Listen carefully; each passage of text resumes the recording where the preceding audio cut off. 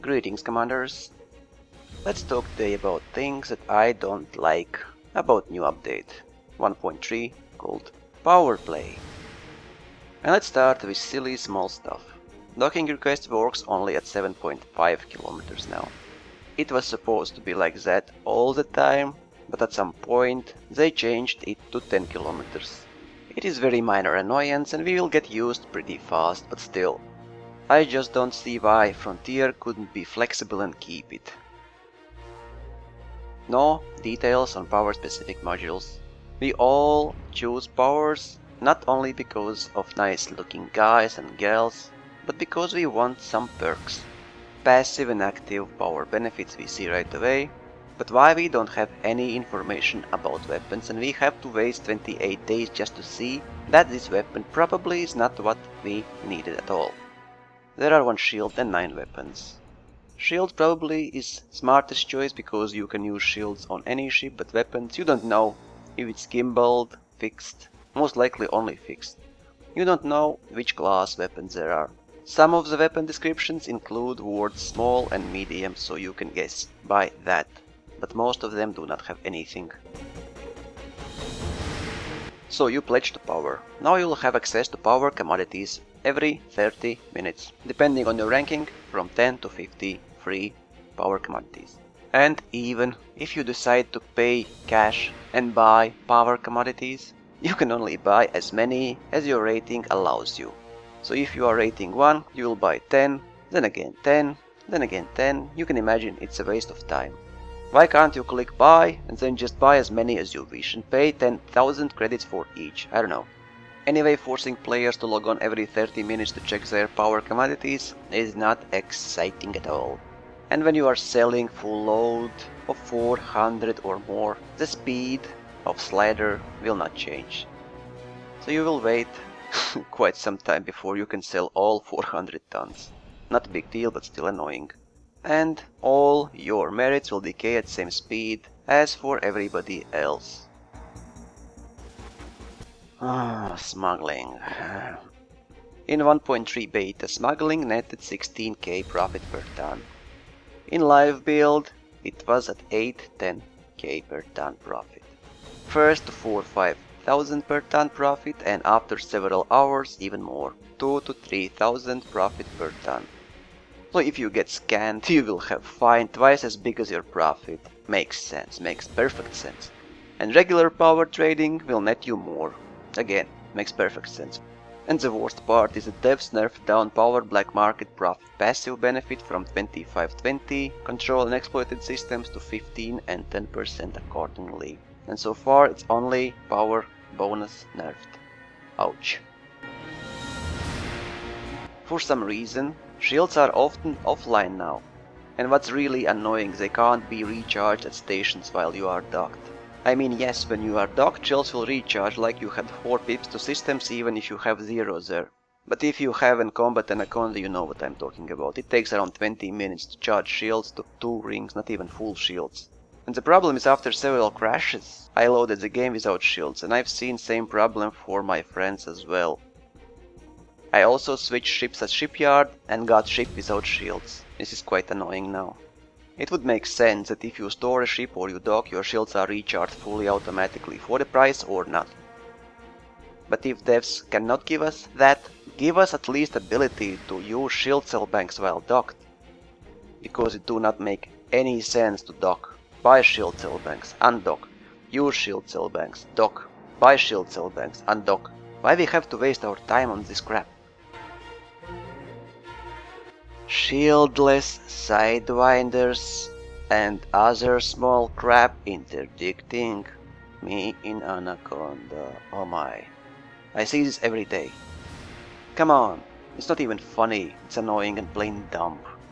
It's like these robots have only 2 options, yes or no.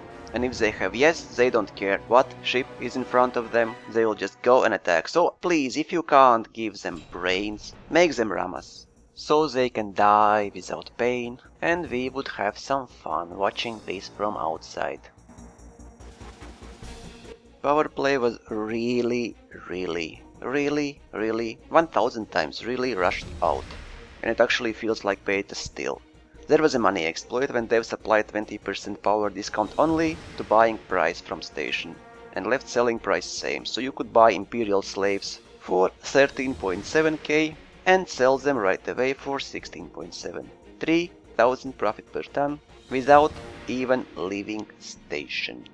And as far as I know, the money earned from this is still kept.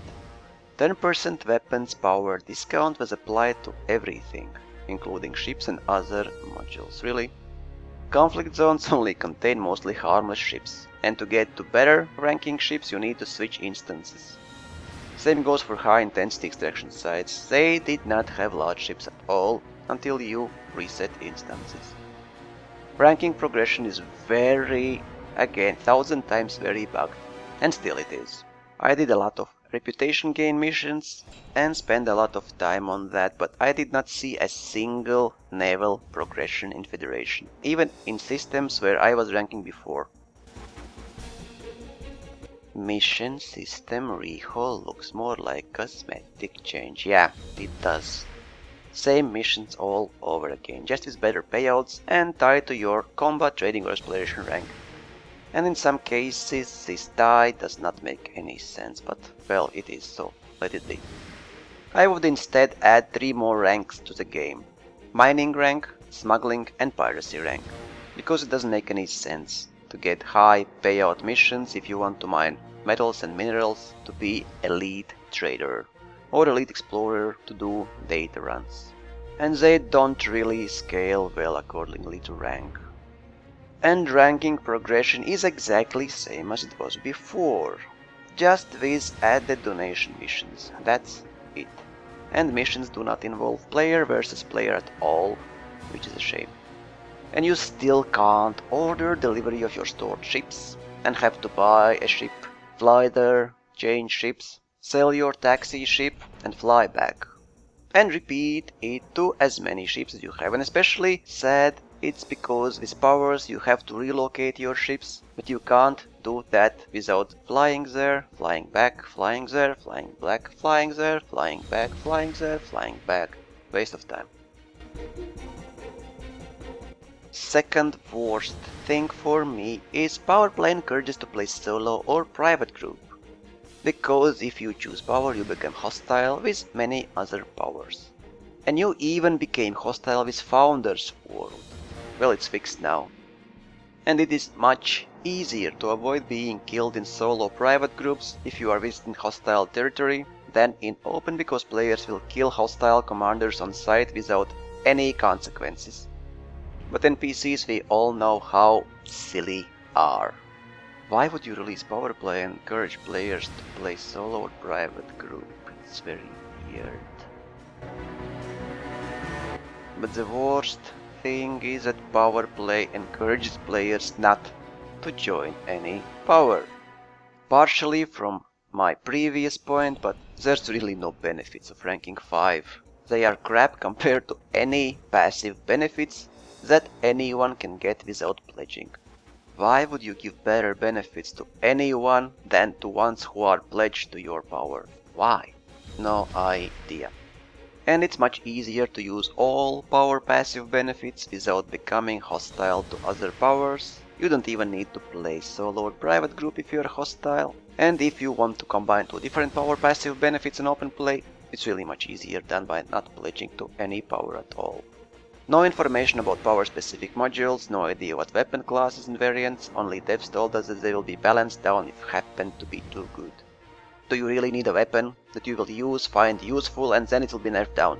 And you will have to spend 28 days with that power pledged? You will become hostile? Why you need all this? If in the end you are better by not pledging. Yeah, sad. It's still a good update, and if developers will balance all stuff, remove all power passive benefits and turn them into benefits that only pledgers can use, add some nice perks to ranking 3, 4, 5, especially to ranking 5, because ranking 5 is really hard to achieve, and not many commanders will be ranking 5 at any power.